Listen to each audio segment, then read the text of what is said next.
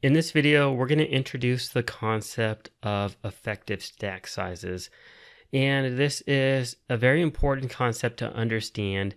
And I'm not going to get into all the details surrounding it with pre-flop and post-flop play. But as we get into the post-flop and the pre-flop sections, as well as our hand history reviews and our live play videos, you're going to see why this is important. So I just want to cover the basics. So what are effective stack sizes? Well, effective stack sizes I have here in the bottom is the size of the smallest stack between two or more players in a hand. This indicates the highest amount of money you can either win or lose in a hand against one particular opponent, any particular opponent in the hand. And so this is important because your actions in a hand, coupled with the actions that you anticipate from your opponent or opponents, can vary greatly based upon the effective stack sizes. So let's actually take a bit of a deeper dive look at effective stack sizes with some examples. So example number one, you and your opponent are both all in pre-flop. You start the hand with $150, whereas your opponent starts the hand with only $40. So hopefully you can already see the most that we can either win or lose is $40 because the total pot size is going to be $80, right? We put $40 in, our opponent puts $40 in. So the most we can win from our opponent is $40. The most they can win from us is $40. So in other words, the most we can win or lose is $40. And in essence, the effective stack size is $40. Let's take a look at another example. So this was an all-in heads-up situation, but we can have effective stack sizes against multiple different opponents.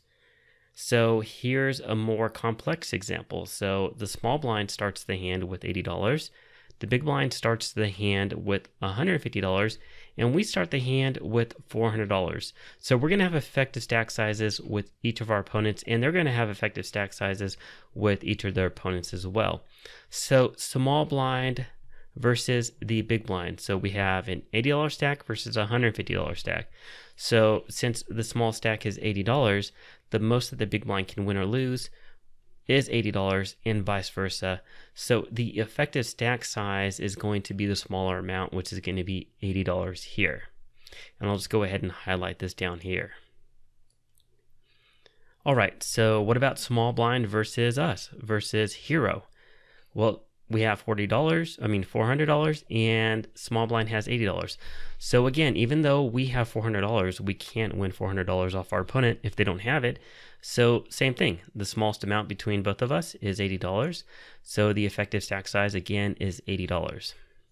Then what about hero versus big blind? Well, again, the smallest of the two. We have 400, our opponent has 150. So the most we can win or lose is 150. Same thing for our opponent.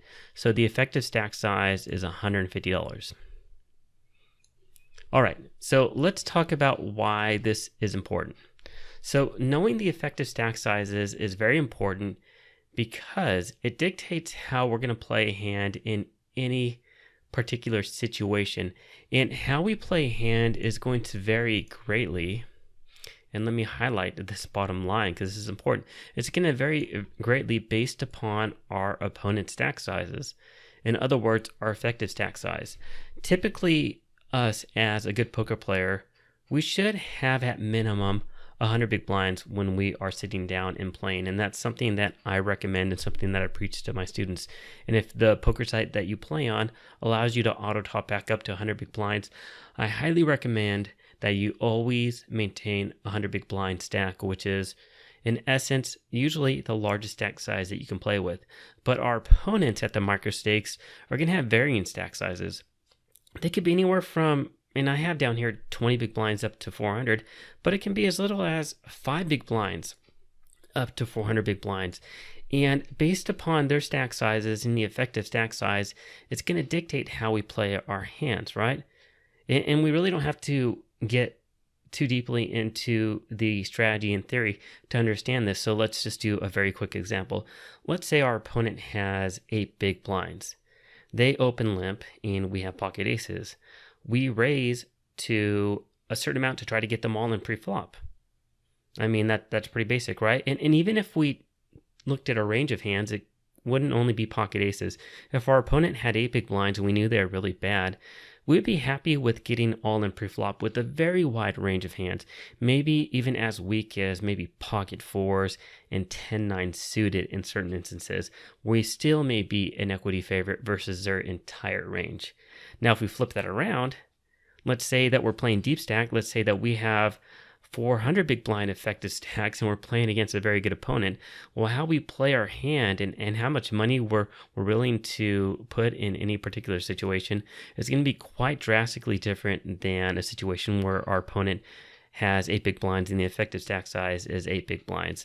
So depending upon if we're playing short stacked effective stacks or deep stacked effective stats, our strategy and the way that we play is going to vary drastically, and that's really the main takeaway from this. And like I said, we haven't gotten to the pre-flop strategy and the post-flop strategy and the live play and the hand history reviews, but I want you to keep this in mind because I'm going to be referring a lot back to effective stack sizes as we progress through the course, because it's going to make a difference in regards to how we play our hands. So that's our introduction to effective stack sizes. If you have any questions, let me know. If not, thanks for watching, and I'll see you at the next video.